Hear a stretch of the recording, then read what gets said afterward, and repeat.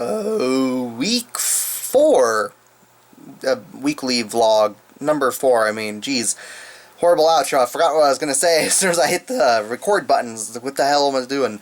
Anyways, not much happened, but there is a little bit that happened with my computer yesterday.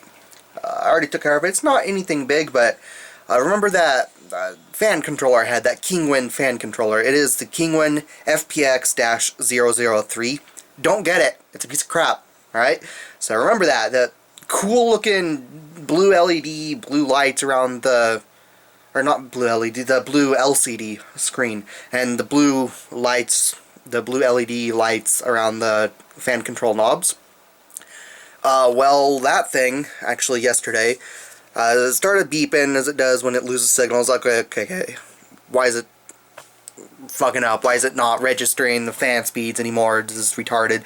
So I looked at it, I was like, okay, let's go to that, turn the speed up like I usually do to make it actually register that there's a fan there now, turn it back down.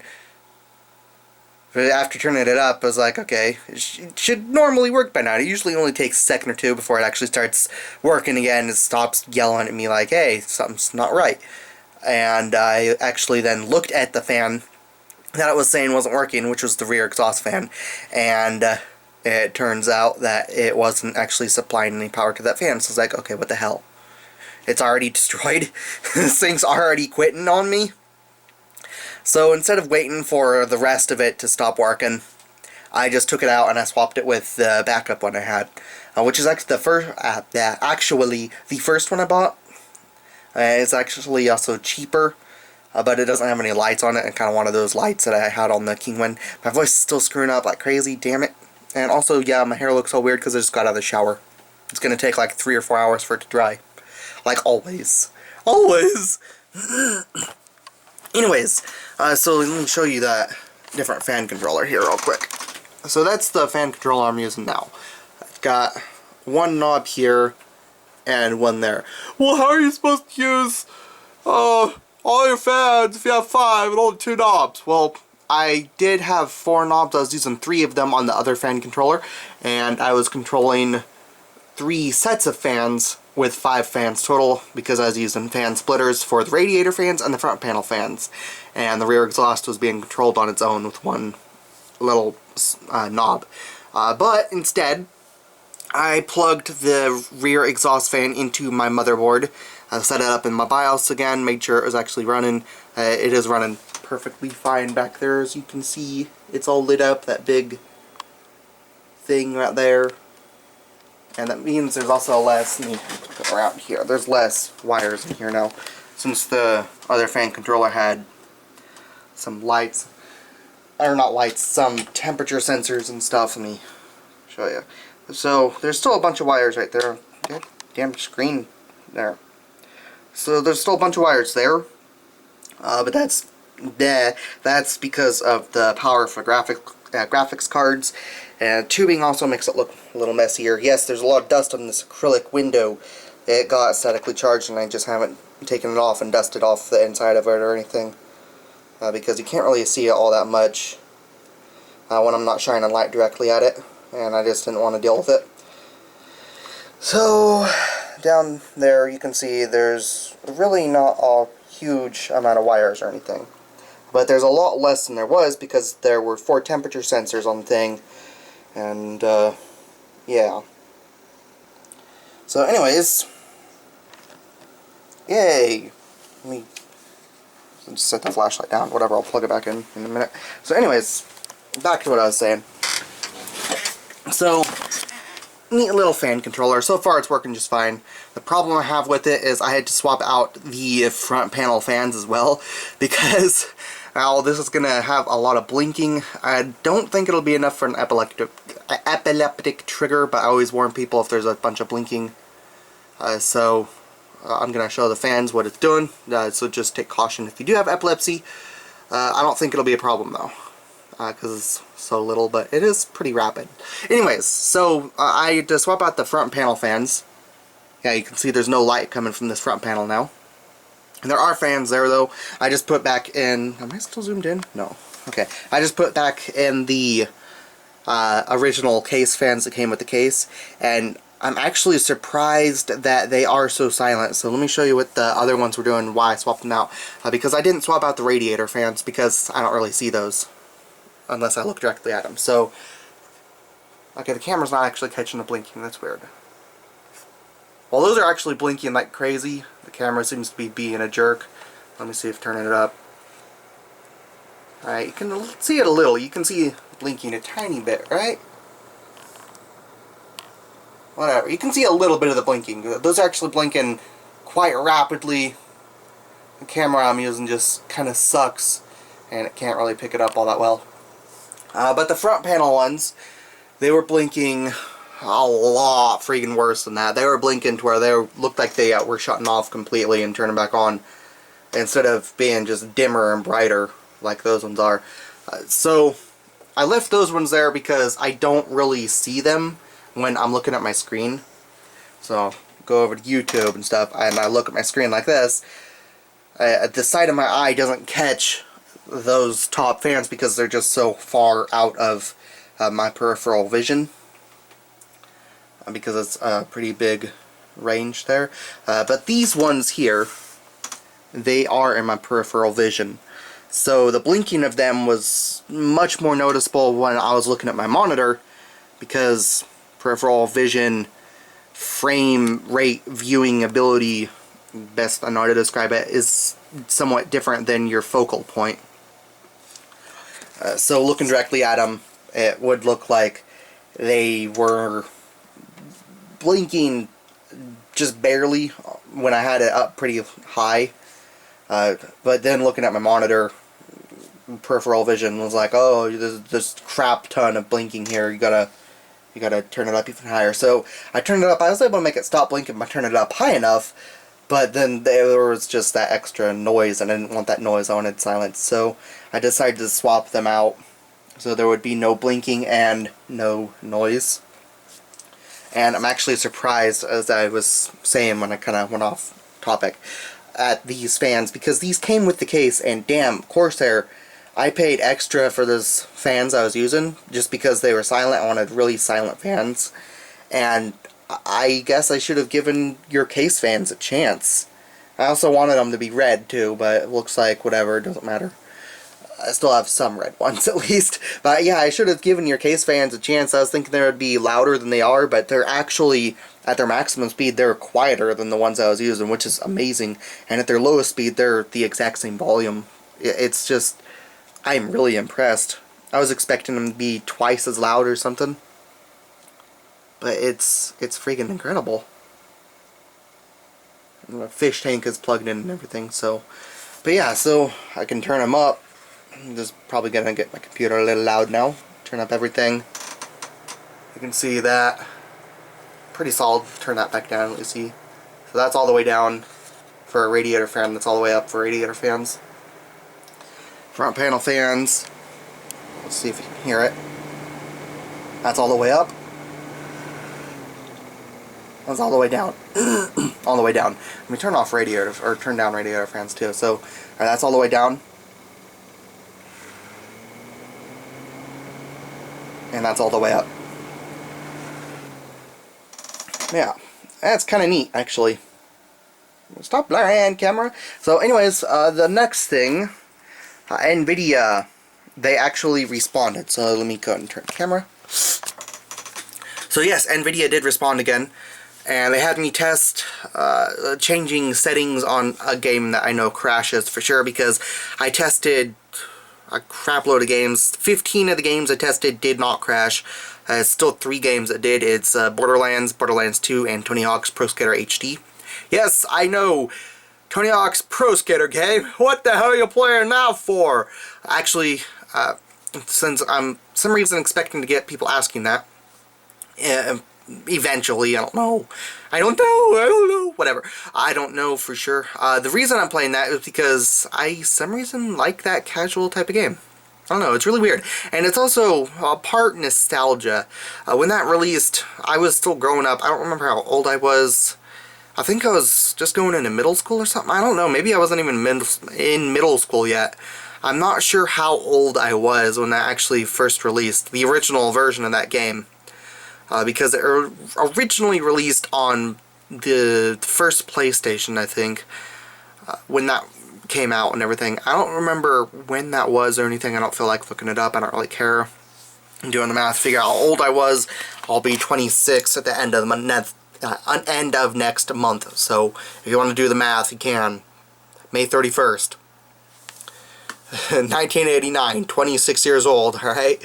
So, I don't know how old I was, but it's part nostalgia because I played those games when I was growing up, and it was kind of neat because I started, after they started making it so you could just essentially chain combos together endlessly by rotating the friggin' board and everything as soon as you landed without breaking the combo. It was like, okay, this is getting ridiculous. I'm getting scores 10 times higher than they expect you to, going on here without crashing for 10 minutes straight after the end of the timer, the 2-minute stage timer. Just to see how high I can get the score. And it's got some nice music and everything, so I don't know. That's just some of the stuff I grew up with, so it's kind of neat. But yeah, back to the main point. Nvidia did respond, and after I did change the settings, the graphics driver still crashed. I told them. I sent in a crash report as well, since why not? Crash dump file. Crash dump file. So crash report, crash dump file, same thing. And then I restart my computer, except when it went to log out of Windows for the restart, preparation for restart stuff, it actually froze. So apparently the driver crash can freeze my computer after the driver is recovered, which is pretty new. So after waiting a little while to see, maybe Windows is being a jerk or something, I waited like 30 seconds or something. It's about the most time I'm going to give Windows being frozen to actually do something before I restart it myself. So after those 30 seconds or so went by, I just hold the power button on the computer, shut it down, waited a couple minutes, turned it back on, it's running fine. I started it back up, regular. I don't go into safe mode. If it crashes, I don't need to, if I know what the problem is that caused the crash to begin with. So I got it started back up. I then told Nvidia about that issue. And then I restart my computer. It worked perfectly fine. Started back up. Updated a thread on the GeForce forums that I've been updating and everything, trying to see what other people say about it. And probably also help out anyone that happens to see it, but mostly I wasn't knowable when I started that forum. I was like, okay, I want to see if I can get some help with this. Help me out. I don't care if you have the same problem or not. I just want my problems fixed. But now, I did set it now, so people can actually see, like, hey, if you got problems, go ahead and make a list of games you have problems with and also respond and everything. So, anyways, yeah, they responded now and said that they're going to be trying to reproduce the problems and see if they can fix it after they reproduce it and everything. So that's kind of cool. So hopefully the problems will be fixed eventually and before I get playthrough started up again. But so far, only 3 games had problems. So that's not too bad, I guess. Those 3 games are ones I've really wanted to play, though. So that kind of annoys the hell out of me. So I really don't want those finished. I also was going to redo both Borderlands games. And if they're doing it, then I'm sure a pre-sequel will also do it. I don't even have pre-sequel yet. I've never played it. But I want to play that. So if I have to wait until I get AMD graphics cards in order to play those, I'm going to get kind of pissed. But let's see. Oh, yeah, I forgot to mention Bioshock. First one, not Infinite. Bioshock, the first one. I don't know what the hell happened or what's going on with it. For some reason, I couldn't get it to to play without crashing. Then I had to go through some retarded long thing just to get it working. Then I had to reduce its audio channels from 128 to 64, so it sounded like crap. What the hell is in my mouth? Weird. I don't know. Probably some piece of food or something in my mouth. Because I brushed my teeth right before this, but I guess I didn't rinse and spit well enough. I thought I did. Whatever. I'll deal with it later. Anyways, Bioshock. Yeah, okay. So, I had to reduce audio channels from 128 down to 64, so it sounded like crap because half the amount of audio channels. So, every freaking second it sounded like it was going to crash or something. But I went on for over 2.5 hours or something and didn't crash after I changed everything. So, audio channels reduced. I set it to Windows Vista Service Pack 2 compatibility mode. And I had to edit a configuration. Let me open. What the hell did I change here? I mentioned it on the Nvidia forums. That's what I'm looking right now. So, Bioshock, where is that big ass list of games I tested? Oh, there it is. Okay, so Bioshock. Yeah, okay, so compatibility, Vista Service Pack 2, audio channels changed from 128 to 64. I also had to use the program flag -DX9, so it forces the game to run in DirectX 9 instead. Whenever it crashed, there was a mention that the DirectX 11 driver was crashing. I don't know what the hell's going on with that. The game only uses DirectX 9 and DirectX 10. I tried pushing it in DirectX 10 mode, but it would still crash in DirectX 10 mode. So, I don't know, the game's not working too well on Nvidia stuff. I didn't have a problem with it on my last computer. I had AMD graphics cards. Well, they're still called ATI when I got that built. But I guess I'm switching over to calling them AMD now since AMD bought an ATI years ago. Anyways, was it only change? I thought I added a line. Oh, no, that was Fallout 3. Duh. So yeah, so the DirectX 9 thing. So, that just... It also had huge amounts of stutter even with that fix, but because of those problems, after the test, I just uninstalled. I was like, yeah, fuck this, I'm not going to play it on this computer. It's just too damn scary playing it.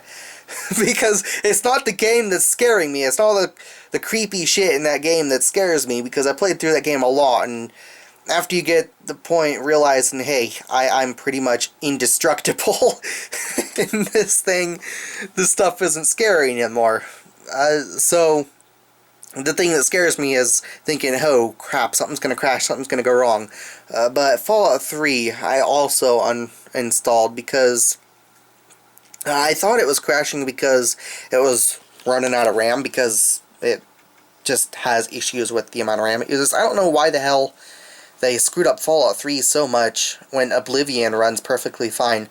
But I had to uninstall it as well because I got tired of running with its problems, because what happened is, in order to make it stop crashing, I installed the RAM boost mod from the Nexus site. I don't remember. Pretty popular mod for Fallout 3 if you're using custom textures or just want it to stop crashing all the damn time. Damn, I hate my fucking voice when it does that. So, that didn't change anything, so I was like, okay, well, I guess it's not from a lack of RAM causing the crashes this time. Because of that, I instead also went in and edited the configuration file, as people said online, and changed the B use threaded AI equals 0, and I just changed that to equal 1. And I also added the line I num HW threads equals 2, which I'm guessing is a number of hardware threads it can use, so CPU threads it can use down to 2. They're just setting it to 2 instead of utilizing however many the game is set to be able to utilize, and that actually made it stop crashing.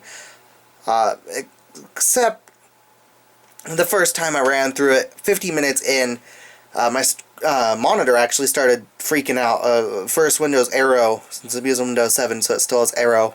I don't like the way Arrow looks. I hate the way it looks without Arrow. I always have it enabled.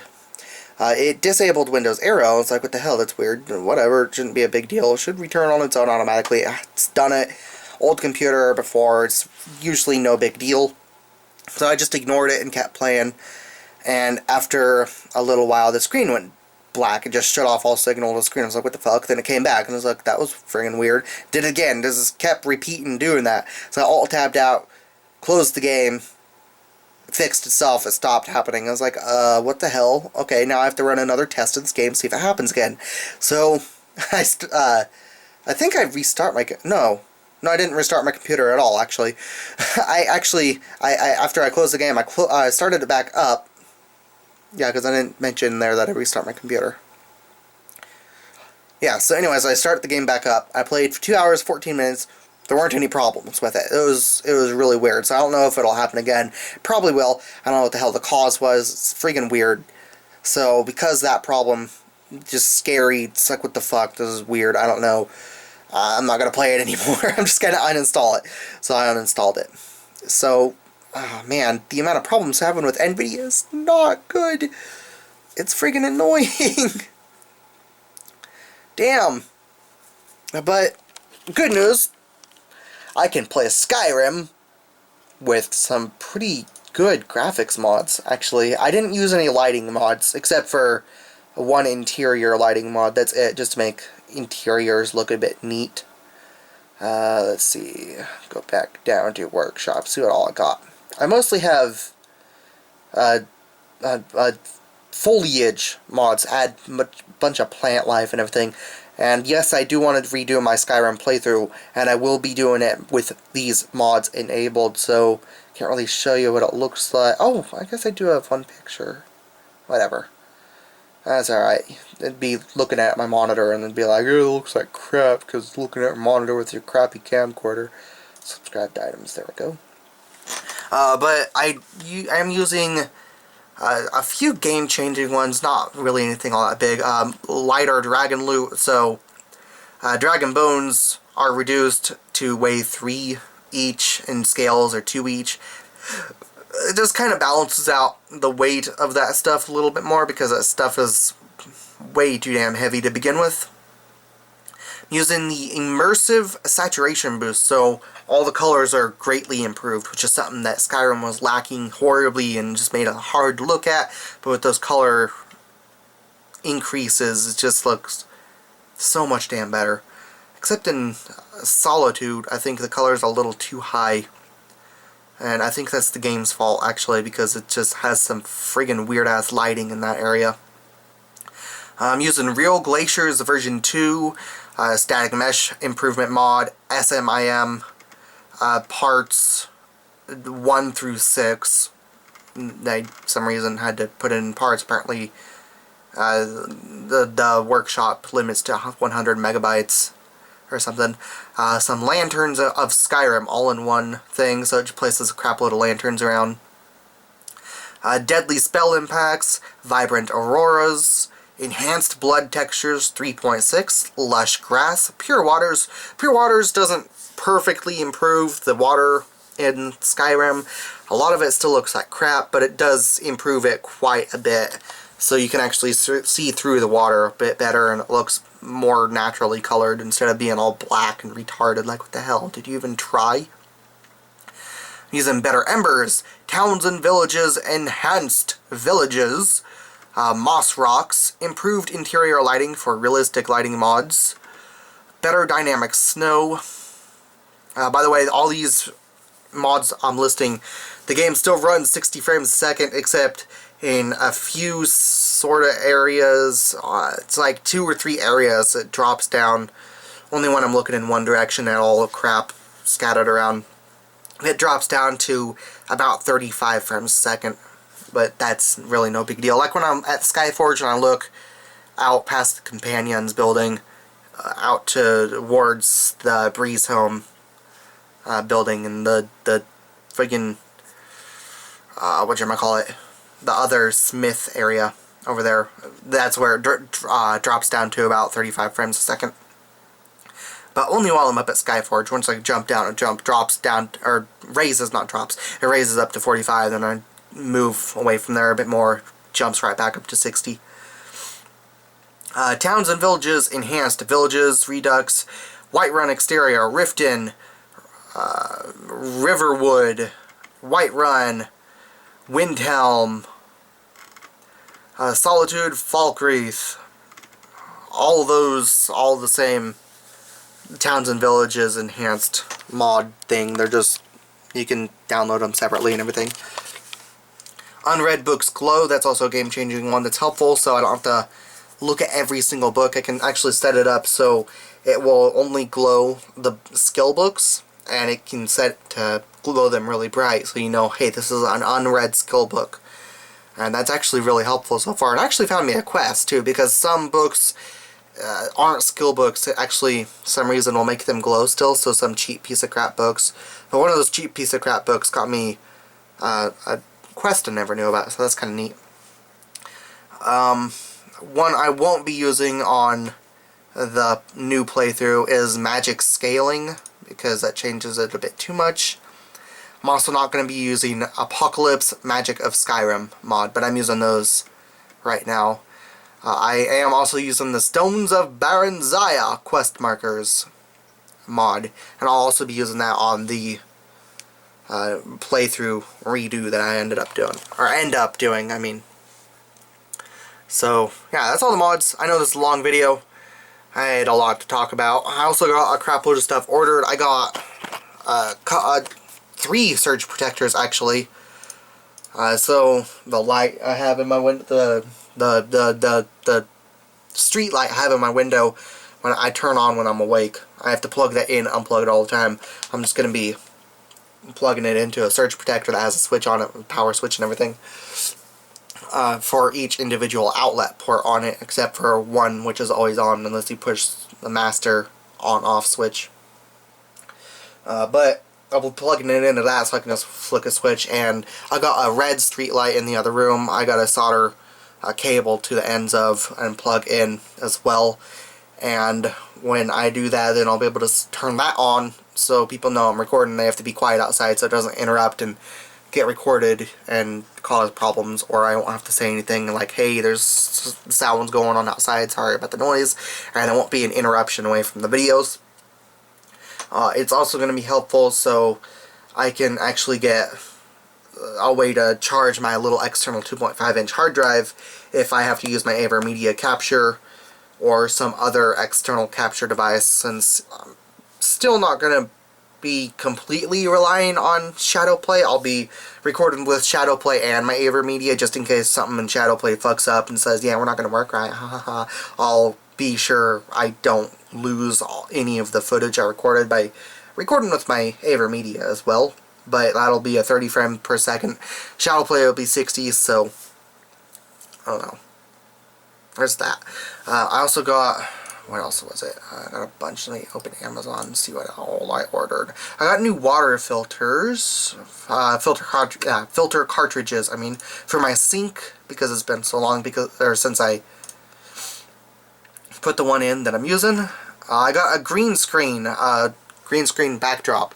So whenever I do face cams and everything, the area behind me I'll be able to remove with the green screen. I got a light up there I'm going to replace with the same type of bulb I'm using up there. And it's not going to be complete white. It should be enough. I'll test it with that bulb first, but I might end up getting a white LED light for that little lamp up there instead. That way it's actually proper green and I can remove it properly, but I don't know if I'll even need to do that or not. I'll test before I do that. I got an HDMI switch and a composite S-video switch with stereo audio crap. So, because I'm planning on getting more old consoles and everything, and I don't want to buy a crap load of friggin' what the hell is it? Converters for composite to HDMI or S-video to HDMI or anything. So that'll be kind of neat. And yes, these things were already planned for when I figured out the day I'll be able to return playthroughs and everything. The main thing I have to worry about right now for returning playthroughs is whether or not Nvidia fixes the issues or not. So anyways, that is the end of this long weekly video. And thank you guys very much for watching. watching, especially if you watch the entire thing. That's amazing. I know I had a lot to talk about this time. I didn't think it was going to be that much. I thought it was going to be like a 5 or 10 minute long video.